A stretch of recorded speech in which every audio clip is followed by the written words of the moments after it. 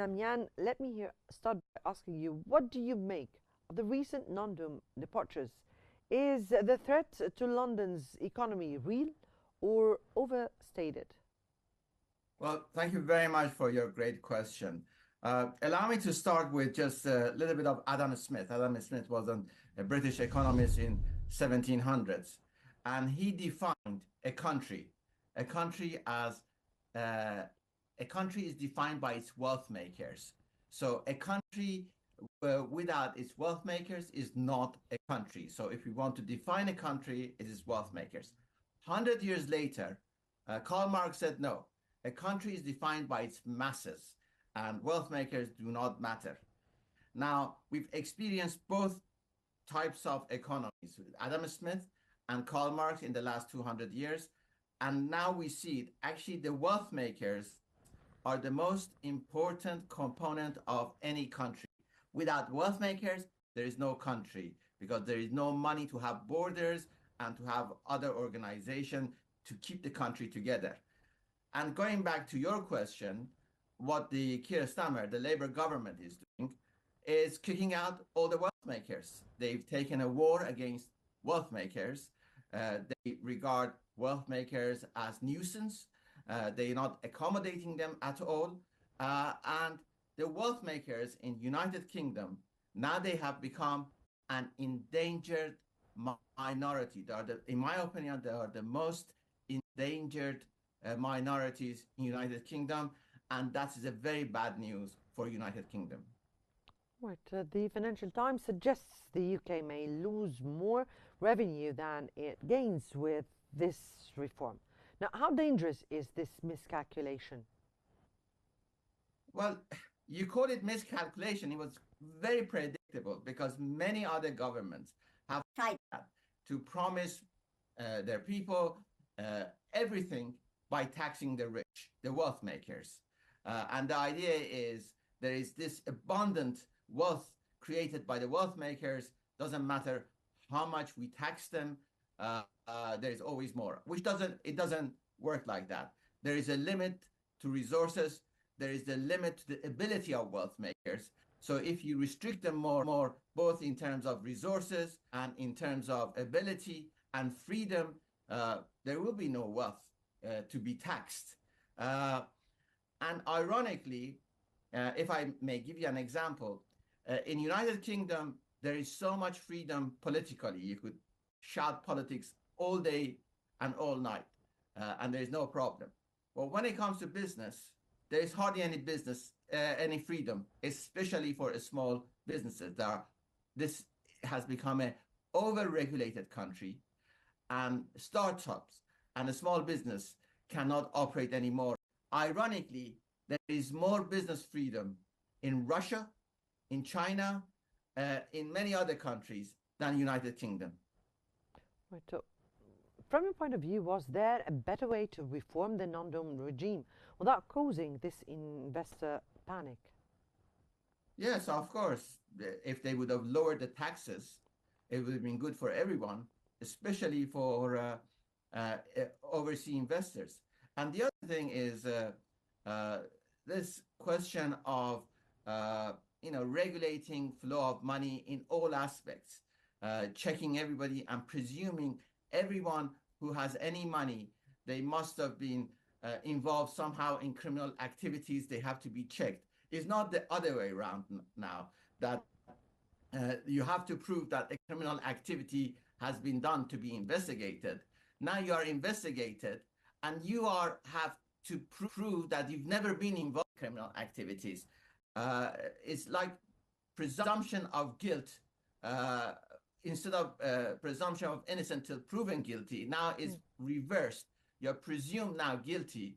You have to prove, if you have any type of wealth, that you've innocent. You've achieved that wealth in the right way. And I just may give you an statistics.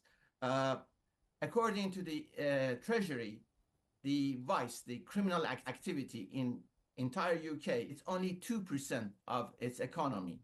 Yet we become over-regulated. Just for that 2%, 98 other percent of the economy is over-regulated just for that 2%, which has not decreased, by the way. This over is not decreased that figure.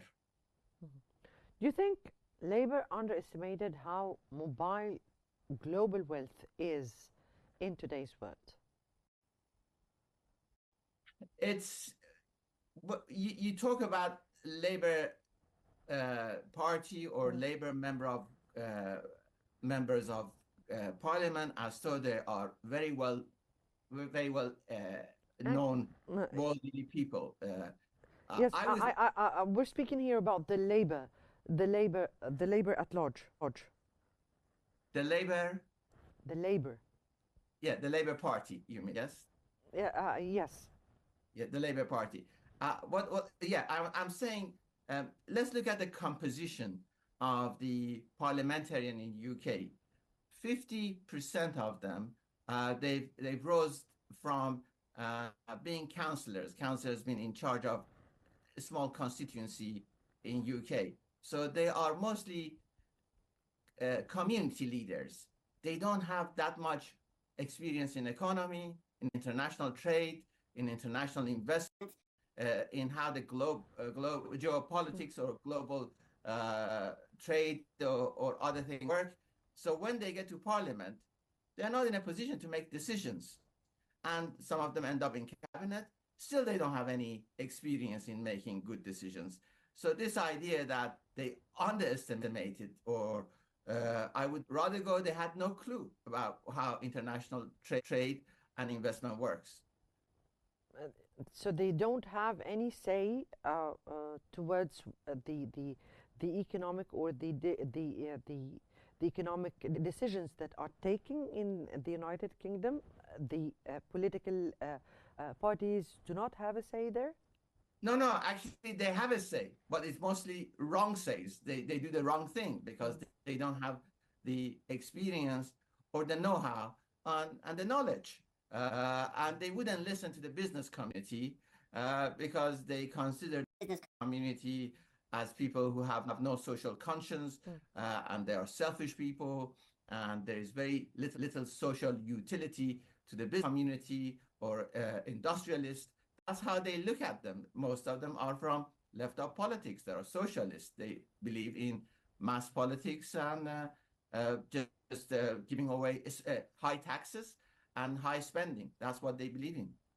So you're speaking here about a party that is detached from the world of economy worldwide. We're speaking about that. If I may go to the next question, and Italy and Portugal are reportedly benefiting from this outflow. What lessons can the UK learn from their tax models?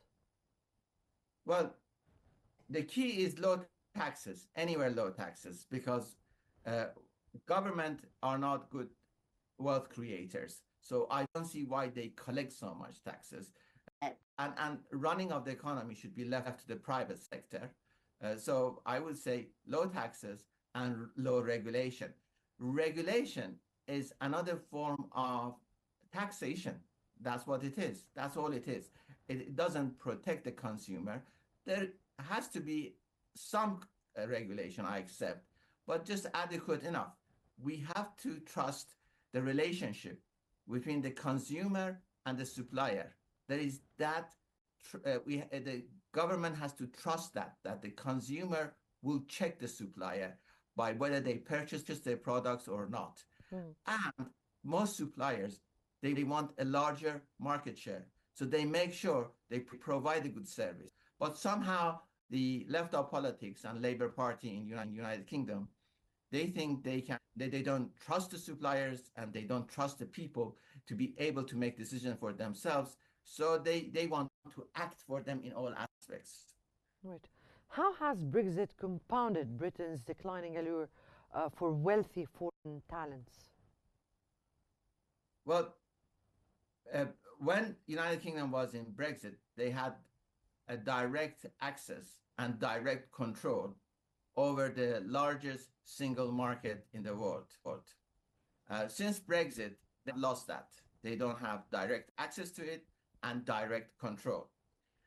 There was some argument why each country should leave EU, the European Union, because they want to have more control, self-control.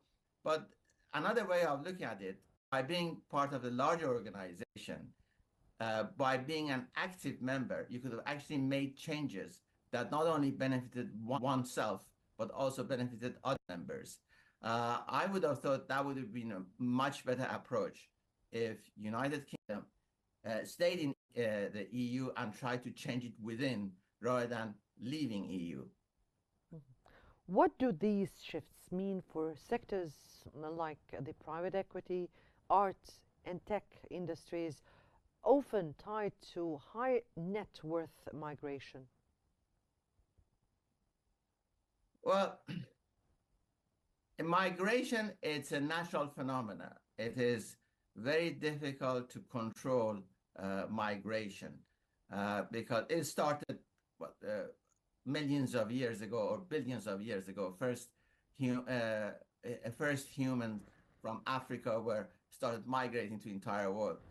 So it's a natural phenomenon. It is difficult to control it because it depends a lot on demand and supply of labor force.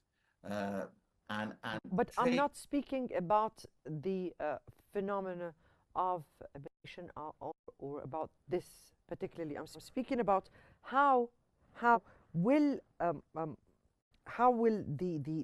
this shift, this kind of shift, sectors in the United Kingdom that is mainly dependent on the migration. Well, that's a very truthful question. The fact is, again, going back to demand and supply, when you need a supply of labor, doesn't matter how much restriction you put, the people who need those labor force will make sure they overcome those restrictions to achieve what they need in order to operate their businesses. Right now in the United Kingdom, 2 years ago, there were over 700,000 legal migration to United Kingdom because the business sectors needed them. So the idea of controlling, putting a cap on it, say 50,000, then a lot of businesses will close down. So this idea of you could actually control immigration, I go back to demand and supply. Demand and supply surpasses all other factors.